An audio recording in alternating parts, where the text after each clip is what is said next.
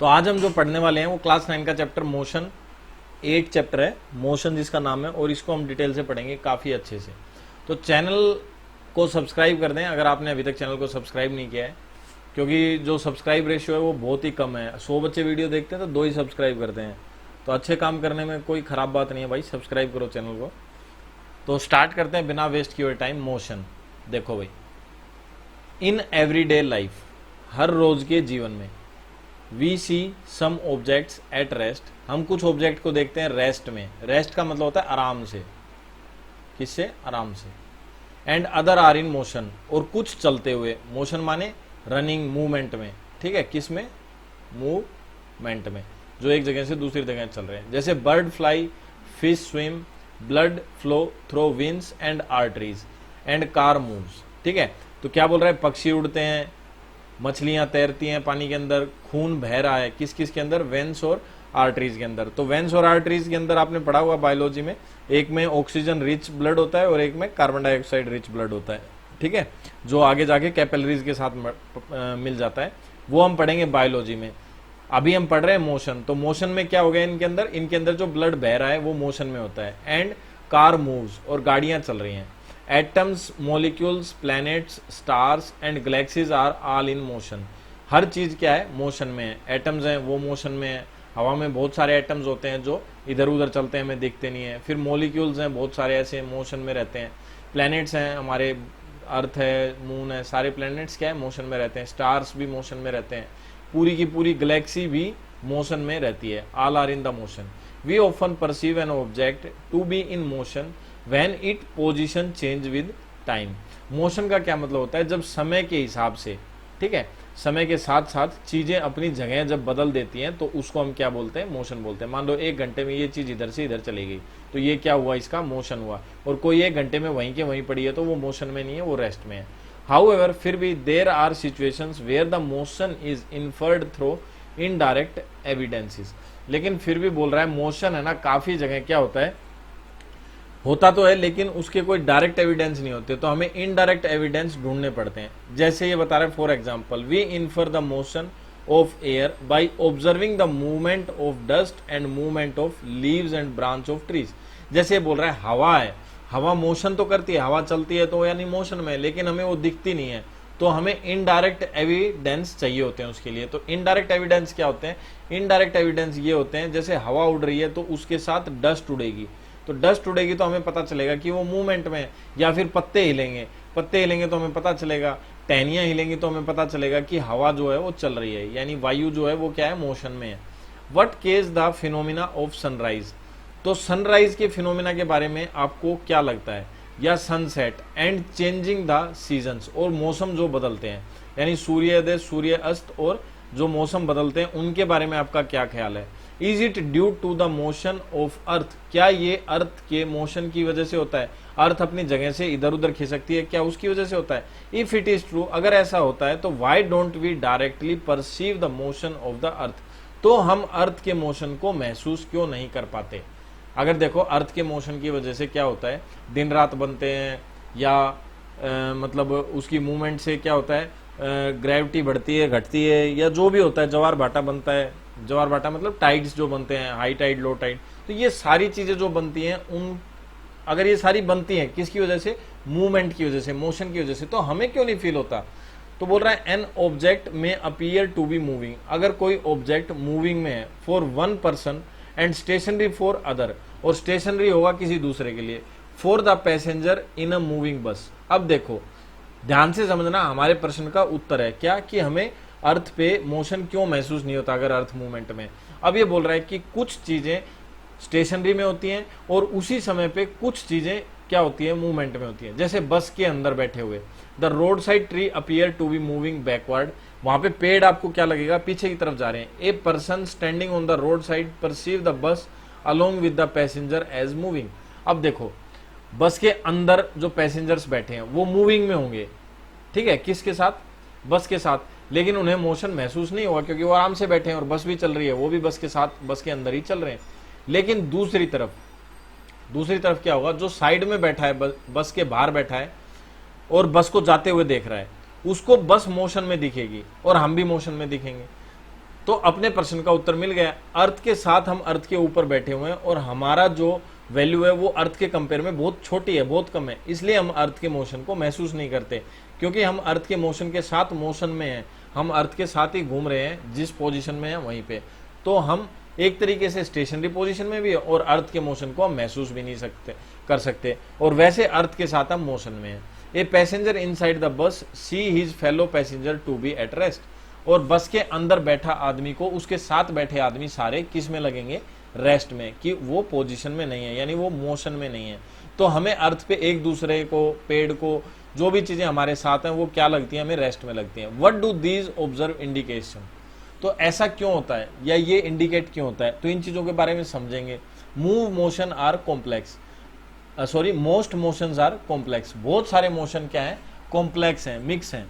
Some objects may move in a straight line, कुछ object जो है वो मूव करते हैं सीधी लाइन में। Other may like a circular path, जैसे घड़ी है, घड़ी में सर्कुलर पाथ में मूवमेंट होती है। सम में rotate and a few other में वाइब्रेट, कुछ रोटेट होते हैं, रोटेट मतलब अपनी जगह पे गोल गोल घूमना, कुछ वाइब्रेट होते हैं, टू एंड फ्रो में चलते हैं। जैसे घड़ी के नीचे पेंडुलम होता है, वो टू एंड फ्रो में चलता है, वो वाइब्रेशन वाले मोड में रहता है, ठीक है। और गोल गोल जो चलता है, एक ही जगह पे जो गोल घूमता है, वो रोटेशन होता है, रोटेट होता है, ठीक है। तो ये दोनों काम होते हैं। They may be situations involving a combination of these, और या फिर दोनों सिचुएशन भी एक साथ हो सकती हैं। In this chapter we shall first learn to describe the motion of object. इस लेसन में हम पढ़ेंगे और डिस्क्राइब करेंगे सबसे पहले कि मोशन होता क्या है। अलोंग ए स्ट्रेट लाइन, एक सीधी लाइन का मोशन क्या होता है, यानी हम स्ट्रेट लाइन मोशन इस चैप्टर में पढ़ने वाले हैं। We shall also learn to express such motions, और हम एक्सप्रेस करेंगे इस तरह के मोशंस को through simple equation and graph. साधारण सी इक्वेशन और ग्राफ बनाकर भी हम इसको समझने की कोशिश करेंगे। लेटर, बाद में, we shall discuss way of describing circular motion, और बाद में हम फिर मतलब डिस्क्राइब करेंगे या वर्णन करेंगे या बातचीत करेंगे किसके बारे में? सर्कुलर मोशन के बारे में भी, ठीक है। फिर एक्टिविटी दी हुई है हमें, पहली एक्टिविटी दी हुई है 8.1 की। ये बोल रहा है discuss whether the wall of 4 classroom are at rest और इन मोशन। ये बोल रहा है आपस में बातचीत करो कि क्लास की जो 4 दीवारें हैं, ठीक है, वो मोशन में है या रेस्ट में है। फिर दूसरा क्वेश्चन पढ़ो, have you ever experience that the train in which you are sitting appear to move while it is at rest. तो बोल रहा है कि क्या आपने कभी महसूस किया है कि ट्रेन जिसमें आप बैठे हो, अपीयर टू मूव जब चल रही हो, while it is at rest जबकि वह खड़ी हो।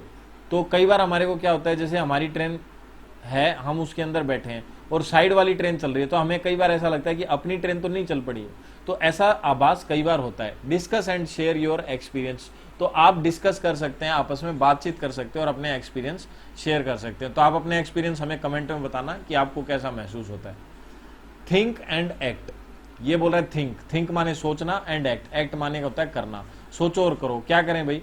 वी समटाइम्स आर अनडेंजर्ड, कई बार हम जब खतरे में होते हैं, बाय द मोशन, मोशन की वजह से, ऑफ ऑब्जेक्ट, किसी ऑब्जेक्ट के, अराउंड अस, जो हमारे चारों तरफ होता है, specially if that motion is erratic and uncontrolled as observe in a flooded river, a hurricane और ए सुनामी।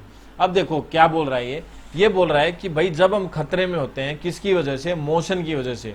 किस तरह के मोशन की वजह से? इस तरह के मोशन की वजह से जो इरेटिक हो, इरेटिक या फिर अनकंट्रोल्ड हो। अनकंट्रोल्ड मतलब जिसे हम कंट्रोल ना कर सकते हो, जैसे जैसे बाढ़, नदी के अंदर जब बाढ़ आ जाती है तो वो अनकंट्रोल मोशन होता है, और अनकंट्रोल मोशन की वजह से क्या होता है? हमें खतरा पैदा हो जाता है। या फिर हरिकेन होता है, हरिकेन जो गोल गोल बाउंडर बनता है उसको बोलते हैं। या फिर सुनामी, सुनामी का क्या मतलब होता है? जब समुद्र के अंदर, समुद्र की जो नॉर्मल लहरें चलती हैं उससे कई गुना बड़ी लहर जब बन के आ जाती है तो हम उसे सुनामी बोलते हैं, जो हमारे को लपेट देती है, कहने का मतलब हमारा भी काम तमाम कर देती है। ऑन द अदर हैंड, और दूसरी तरफ जब कंट्रोल्ड मोशन होता है तो can be services by human being such as in generation of hydroelectric power. जैसे अगर पानी को कंट्रोल करके किसी चीज में से बहाया जाए तो उससे हम हाइड्रो इलेक्ट्रिसिटी बना सकते हैं, वो कंट्रोल मोशन का एक तरीका हो गया। तो कंट्रोल अगर मोशन को हम कर सकते हैं तो हम काफी चीजों से फायदा उठा सकते हैं, और वही मोशन जब अनकंट्रोल हो जाता है तो हमारे लिए खतरनाक भी हो सकता है। You feel the necessity to study the erratic motion of some objects and learn to control them, और आपको आगे चल के काफी चीजों के बारे में पढ़ना चाहिए जो इरेक्टिक मोशन हो, और वो हम उस इरेक्टिक मोशन से कैसे बाहर निकल सकते हैं या उन समस्याओं से हम कैसे बच सकते हैं, इन चीजों के बारे में भी हमें आगे पढ़ना पड़ेगा। डिस्क्राइबिंग मोशन, अब हमारा जो नेक्स्ट टॉपिक आ गया इसके अंदर 8.1 का, वो क्या है, डिस्क्राइबिंग मोशन। तो हम इसमें पढ़ते हैं, वी डिस्क्राइब द लोकेशन, हम कोई लोकेशन को डिस्क्राइब करते हैं of an object by specifying a reference point, एक रेफरेंस पॉइंट से। तो यहाँ पे आपको समझना क्या जरूरी है, देखो आगे जो क्वेश्चन करेंगे ना उसमें रेफरेंस पॉइंट आएगा, तो रेफरेंस पॉइंट को आप अच्छे से समझ लेना, ये इसका क्या मतलब है, पूरे लेसन में बिल्कुल अच्छे से समझाया हुआ है एनसीईआरटी में। तो let us understanding this by an example, ये बोल रहा है रेफरेंस पॉइंट को हम एक एग्जांपल से समझने की कोशिश करते हैं।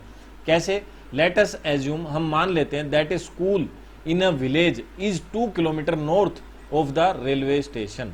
अब देखो ये बोल रहा है कि कोई स्कूल है, जैसे मैं मान लेता हूँ ये स्कूल है और एक और क्या चीज है, एक रेलवे स्टेशन है, एक रेलवे स्टेशन और एक स्कूल है। अब मैं ईस्ट वेस्ट नॉर्थ साउथ बना लेता हूँ, ईस्ट वेस्ट नॉर्थ और साउथ। अब देखो ये क्या बोल रहा है कि 2 kilometre north of railway station, अब नॉर्थ ईस्ट साइड में है यानी इस साइड में, तो रेलवे स्टेशन से 2 किलोमीटर नॉर्थ में एक स्कूल है, कितने किलोमीटर, 2 किलोमीटर।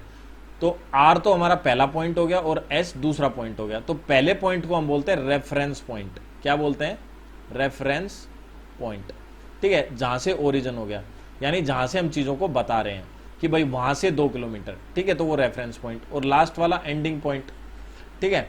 तो we have specified the position of school with respect to the railway station, हमने स्कूल की पोजीशन किसके रिस्पेक्ट में बताई, रेलवे स्टेशन के रिस्पेक्ट में। हमने पहले रेलवे स्टेशन को बताया, यानी जो भी रेलवे स्टेशन को जानता होगा उसको ही हम ये रास्ता बता सकते हैं, जो रेलवे स्टेशन को नहीं जानता होगा उसको नहीं बता सकते, क्योंकि उसको पहले रेलवे स्टेशन बताना पड़ेगा।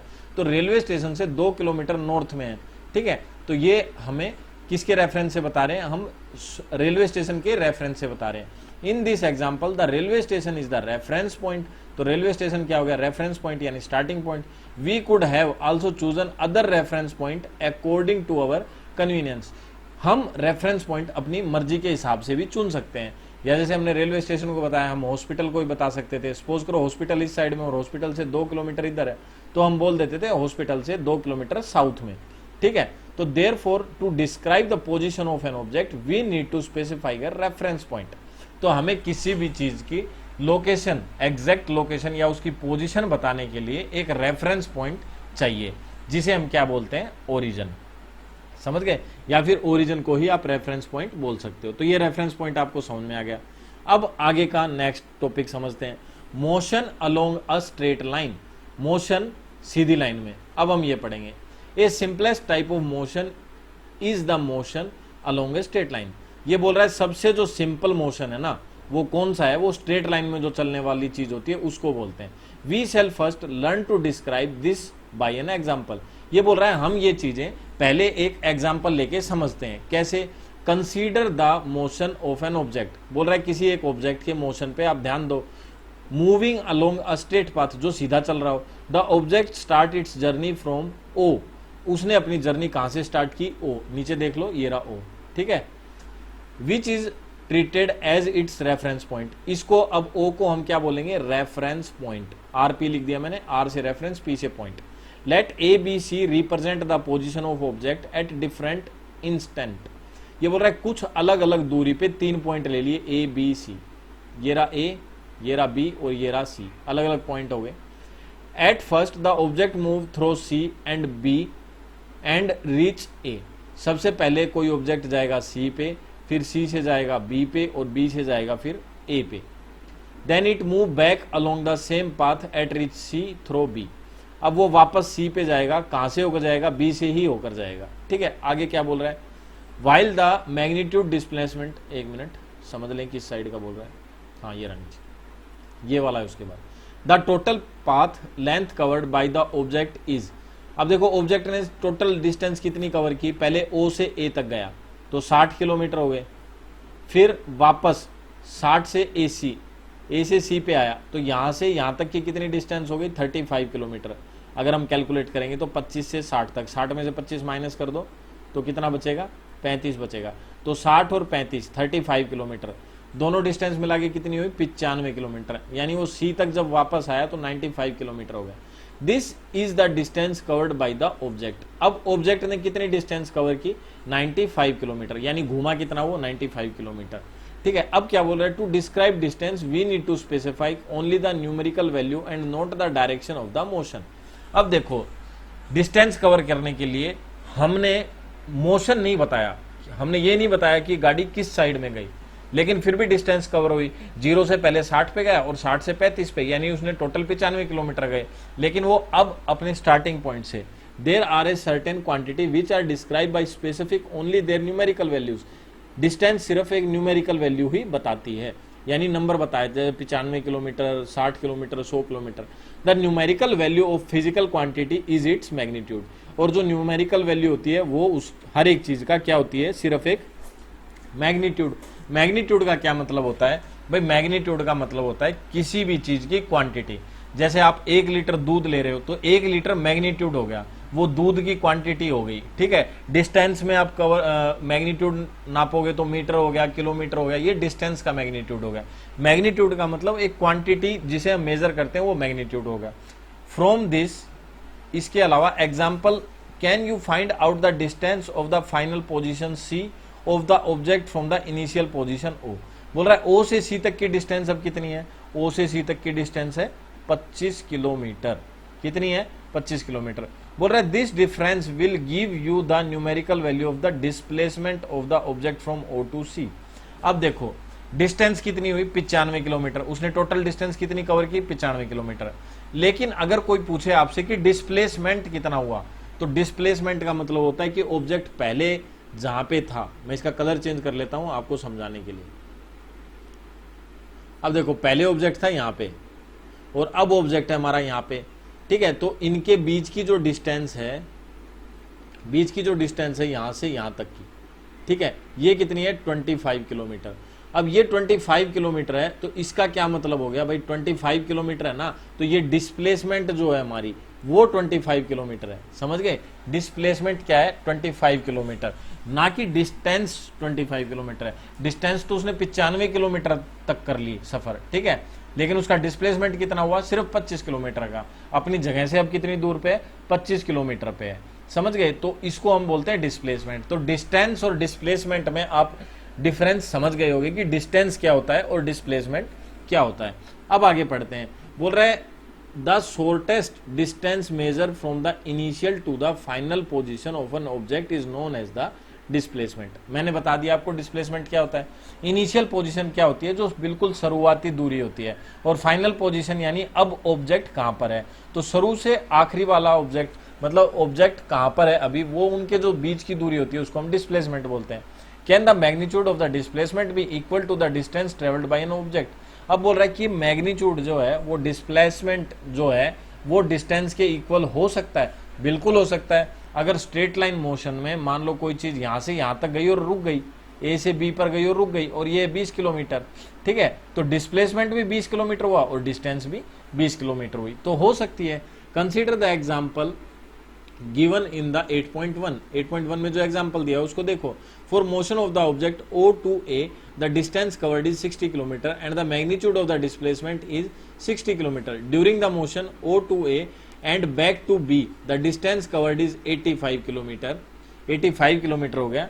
अब क्या बोल रहा है, 85 किलोमीटर तो हो गया, while the magnitude of displacement 35, thus the magnitude of displacement is 35 is not equal to the path length 85 kilometre. Further दोबारा देखो, अब देखो ये क्या बोल रहा है भाई, देखो अगर वापस आ गया, जाके वापस आ गया तो यहां से यहां तक डिस्प्लेसमेंट हुआ, लेकिन डिस्टेंस ज्यादा होगी, तो हर केस में डिस्टेंस और डिस्प्लेसमेंट इक्वल नहीं होंगे। लेकिन अगर स्ट्रेट लाइन में चल रहा है और सेम डिस्टेंस कवर की और वापस नहीं आया, वो स्ट्रेट लाइन में जहां गया वहीं पे रुक गया, तो डिस्प्लेसमेंट और डिस्टेंस इक्वल हो सकते हैं। लेकिन किसी भी केस में डिस्प्लेसमेंट डिस्टेंस से ज्यादा नहीं होगा, हमेशा डिस्प्लेसमेंट डिस्टेंस से कम ही रहेगा। क्योंकि डिस्टेंस देखो, अगर मान लो ये पॉइंट है और तुम यहां पे जा रहे हो और रोड ऐसे ऐसे है, तुम यहां पे पहुंच गए तो डिस्टेंस तो आपकी ज्यादा हो गई, लेकिन डिस्प्लेसमेंट क्या हो गया, बिल्कुल स्टार्टिंग पॉइंट से लास्ट पॉइंट तक जो दूरी है उसको हम डिस्प्लेसमेंट बोलते हैं। तो डिस्प्लेसमेंट हर केस में डिस्टेंस से कम ही रहेगा। We will notice that the magnitude of displacement for course of motion may be zero. अब डिस्प्लेसमेंट तो जीरो भी हो सकता है, but the corresponding distance covered it is not zero, लेकिन डिस्टेंस जो है वो कवर की गई है वो जीरो नहीं हो सकती। जैसे हमने ये ग्राफ बना रखा है, मान लो यहां से स्टार्ट हुआ, मैं फिर कलर चेंज कर रहा हूं इसका आपको समझाने के लिए, ग्रीन कर देता हूं अब, ठीक है। अब देखो ये पॉइंट हमारा, यहां से कोई चीज गई 60 किलोमीटर यहां, और फिर यहां से वापस आ गई, ठीक है, इधर से वापस आ गई इसी पॉइंट पे, यहां पे आ गई। अब डिस्प्लेसमेंट कितना हुआ? जीरो, क्योंकि वो अपनी जगह से खिसका ही नहीं, बिल्कुल वहीं की वहीं है। लेकिन डिस्टेंस कितनी हो गई? 60 और 60, 60 गया और 60 आ गया, कितना हो गया? 120 किलोमीटर। तो डिस्टेंस और डिस्प्लेसमेंट जरूरी नहीं है कि हमेशा क्या हो? इक्वल हो, ठीक है। सेम कलर चेंज कर लेता हूं। तो इसलिए क्या बोल रहा है? वी कंसीडर द ऑब्जेक्ट, हम किसी ऑब्जेक्ट पे कंसीडर करते हैं, to travel back at O the final position coincide with initial position and therefore the displacement is zero. However, the distance covered in the journey is 60 and 60, 120 kilometer. Thus, two different physical quantity, the distance and displacement, are used to describe the overall motion of an object and locate its final position with reference point to its initial point at a given time. अब क्या बोल रहा है कि हम आगे के questions में डिस्प्लेसमेंट और डिस्टेंस दोनों को पढ़ेंगे, किसके हिसाब से? मोशन के हिसाब से, और हम फाइनल पोजीशन और इनिशियल पोजीशन भी पढ़ेंगे और रेफरेंस पॉइंट भी पढ़ेंगे, ये सारी चीजें हम पढ़ेंगे। तो ये बोल रहा है कि एक एक्टिविटी आप करके देख सकते हो, 8.3 की एक एक्टिविटी है, बोल रहा है take a metre scale and a long rope, बोल रहा है एक स्केल लो और एक लंबी रस्सी लो, walk from one corner of a basketball court to opposite corner along it side. बोल रहा है बास्केटबॉल का जो कॉर्नर है, एक कोने से दूसरे कॉर्नर तक आप क्या करो? वॉक करो, चलो। Measure the distance covered by you, magnitude of the displacement. अब आपका डिस्प्लेसमेंट और डिस्टेंस आप मेजर कर सकते हो। आपके पास बास्केटबॉल कोर्ट नहीं है तो आप कहीं पर भी इस चीजों को मेजर कर सकते हो, जरूरी नहीं है वहीं पे जाके करना हो। वट डिफरेंस, आप कबड्डी के ग्राउंड में कर सकते हो, कुश्ती के ग्राउंड में भी कर सकते हो। What difference would you notice between the two in the case, इन दोनों चीजों में आपने क्या देखा? तो वही है सिंपल सा जो हम अभी तक पढ़ रहे थे, डिस्प्लेसमेंट कम होगा और डिस्टेंस क्या होगी? ज्यादा होगी। फिर दूसरी एक एक्टिविटी है, बोल रहा है automobiles are fitted with a device that shows the distance travelled, such a device is known as the odometer. उसके अंदर एक ओडोमीटर लगा होता है जो डिस्टेंस मतलब ट्रेवलिंग वो बताता है कि कितना चला। एक car is driven from Bhubaneswar to New Delhi, अगर कोई कार है जो भुवनेश्वर से नई दिल्ली जाती है, the difference between final reading of the initial reading odometer is 1850 kilometre. अब देखो दिल्ली से भुवनेश्वर की दूरी कितनी बता रहा है? 1850 किलोमीटर, लेकिन ये रोड की दूरी है। Find the magnitude of displacement between Bhubaneswar and New Delhi by using the road map of India. लेकिन रोड मैप से अगर आप डायरेक्ट नापते हो तो ये कम मिलेगी आपको, ठीक है। तो ये यहां तक हमारा एक टॉपिक क्लियर हो गया, डिस्प्लेसमेंट और डिस्टेंस आपने सीख लिया। अब कुछ क्वेश्चंस हैं, इनके आप आंसर दे सकते हो आसानी से। एक object move through a distance, can it have zero displacement? If yes, support your answer with an example. बोल रहा है कोई उदाहरण दो जिसमें डिस्टेंस तो हो लेकिन डिस्प्लेसमेंट क्या हो? जीरो हो। तो आप घड़ी का उदाहरण दे सकते हो, घड़ी की जो मिनट वाली सुई है वो वापस घूम के आ जाती है, ठीक है, तो उसमें डिस्टेंस तो कवर की लेकिन डिस्प्लेसमेंट उसका वापस से जीरो हो गया। आप और भी कोई एग्जांपल दे सकते हो। दूसरा क्वेश्चन है, a farmer move along the boundary of square field of side 10 metre in 40 second. बोल रहा है 10 मीटर की बाउंड्री है उसकी, उसको 40 सेकेंड में कवर करता है। What will be the magnitude of displacement in the farmer at the end of 2 minute and 20 seconds. 2 minute और 20 सेकंड में कितनी कवर करेगा? तो देखो यहाँ पे क्वेश्चन हो गया एक हमारा, 40 सेकंड में कितनी कवर की? 10 मीटर। अब देखो 2 मिनट निकालने, तो 2 मिनट के लिए पहले सेकंड्स बना लो। तो 2 मिनट में कितने सेकंड होते हैं? 60 जमा 60 कितने हो गए? 120 सेकंड हो गए। और इसमें 20 सेकंड और जोड़ देते हैं तो कितने हो गए? 140 सेकंड। तो 140 सेकंड का निकालना है। तो 40 सेकंड में वो 10 मीटर कवर करता है, तो 1 सेकंड में कितना करेगा?